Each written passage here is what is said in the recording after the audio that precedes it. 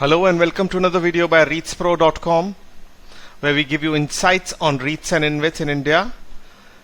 And you can visit our website reitspro.com, which is a dedicated site for REIT and InvIT content for India. Today our topic is the fall of PG InvIT to a level below rupees 100. So if you can see this snapshot from the NSE website, 52-week high on October 22 was 142, whereas in October 23 it's come down to 99 rupees as the low. What has happened? We'll discuss all that, but before that let me just inform you about our site where you can get all these resources like books, videos, blogs, a WhatsApp group where investors discuss their issues about investing in REITs, and free downloads, etc. Do subscribe to our channel if you like the content. Okay, so the PG InvIT price graph, if you've seen, it's gone down from 142 to something like 100.8 and even lower today. As the date of recording this video, it dipped to a low of 99 rupees. Now if you see the history of PG InvIT, the public issue happened in 29 April 2021. It was at a price of 100 rupees and the total offer price was about 7700. The size was about 7700 crores and the units were listed in May 21. It has 5 SPVs with transmission assets, and there are 100% holdings in one and 74% in 4 of others. This is the history of PG InvIT as on date. Now if you see the investor presentation of Q1 FY24, you'd see all these values here, which I'll discuss a little bit later also, and you can pause here and see what the InvIT is all about. Now the PG InvIT fall below 100 also surprises a lot of people because of these reasons. Firstly, it has a great payout history. 25.5 rupees has been given out since listing. It has great payouts this year. 12 rupees is approximately planned this year, paying rupees 300 per unit per quarter, and the assets are great with a fantastic operational efficiency, and the current price of 100 gives a yield of about 12%, which is fantastic. And still we see that the price is not something that the market's accepting as of now. So what is happening?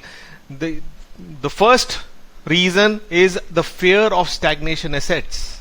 So a lot of people feel that 26% stake in 4 remaining SPVs, there is no clear policy, and the management feels that we'll acquire it only if it's value accretive. They are absolutely right in their perspective, but at the same time this also means that the asset in those 4 SPVs is not there with PG InvIT to the extent of 26%.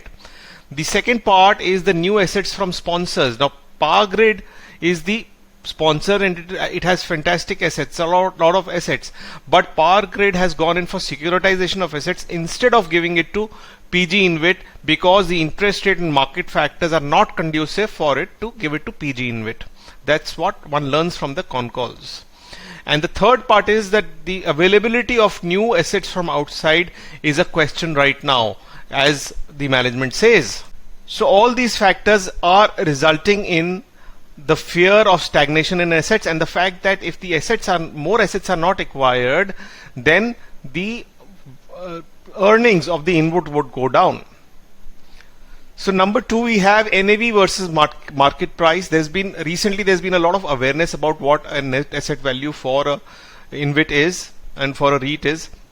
So as per previous reports, the NAV was around 87 rupees, and this is quite at variance with market prices, and this has also probably resulted in something like a ballpark figure coming to investors' mind, and they are discounting the market value accordingly. The third happens to be a dip in growth from existing assets. So what this means is that the revenues from the assets are probably expected to be lower in the coming years. So the contracts for today's assets may start yielding lesser. That's what this means. So, and even in the May 23 conference call, in the investors call, they talked about the last 2 years when the revenues have decreased. And the third fear in these, in line with understanding how the growth from the assets, the revenues would happen, is that the operational cost may increase much more than expected. This is again something that a lot of investors are looking at, and this has resulted in understanding that maybe the revenues would not be as great in the coming years. And the fourth part, which also actually amplifies this, the previous point, is that there has been a dip into reserves. So in August 23 investor conference, investor call, they talked about net distributable cash flows being 261 crores and rupees 273 crores paid. So this was out of the reserves that they already had, and opening cash was used to maintain DPU consistency even as in May 23. So if you're getting 12 rupees and something is getting away from the reserves, that's a fear that the investors have. Though they also clarified at some part that this happens typically in the first 2 quarters and then the reserves come up. But then these are some fears and problems that the investors foresee. And the fifth, one of the most important part, is a market comparison. So a lot of people are also comparing PG InvIT's attitude with the more aggressive players like Indigrid. So they feel that the attitude problem is there, where they're waiting for a government to give a push, and we don't know when that's going to happen. So given all this, what is the future of PG InvIT? What price can it go to? So this is a speculative answer, and we really don't want to get into a speculative answer, but I can show you what the environment that could unfold, and then you could take a calculated understanding of what could happen as far as PG InvIT price and the market is concerned. So the first part that has been should be emphasized is that the debt in PG InvIT is almost zero, and that gives a lot of headroom for new acquisitions. So as we know, InvITs have a debt capping of about 70%, and this means that they can, for any new acquisition, they can take a lot of debt. Just to give you an example how the zero debt in PG InvIT could work in their favor. Suppose, for the sake of simplicity, let's assume some very nominal figures. Let's say there's an equity investment of 100 rupees and that earns rupees 10. Now suppose 100 rupees more is borrowed at 8%. Let's just suppose this way right now, and the advantage of tax happens to be there. So on 8 rupees that is given out as interest, there is a saving on tax to the extent of 35%, assuming that there's a 35% tax rate.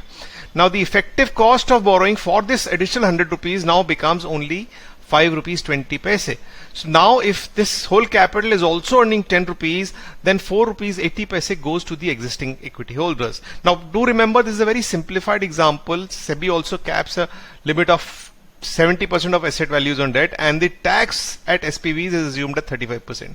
So going by this, an additional amount would go to the existing holders, and that could bring up its total distributable cash flows in the future, given that it is able to acquire good assets.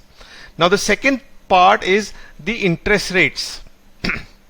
Now interest rates are likely to dip, as everybody predicts, and there is an inverse relationship which could be beneficial in the short run. For as an example, if you have an instrument giving a 10 rupees DPU and 10% rate is supposed to be good for investing, then 100 rupees is the buy price which is acceptable. Now if the DPU is still maintained at rupees 10 and interest rate goes down to 8%, the interest rate, or let's say the investment rate goes down to, acceptable investment rate goes down to 8%, then 125 may be the good price. So this could be a jump here if interest rates go down.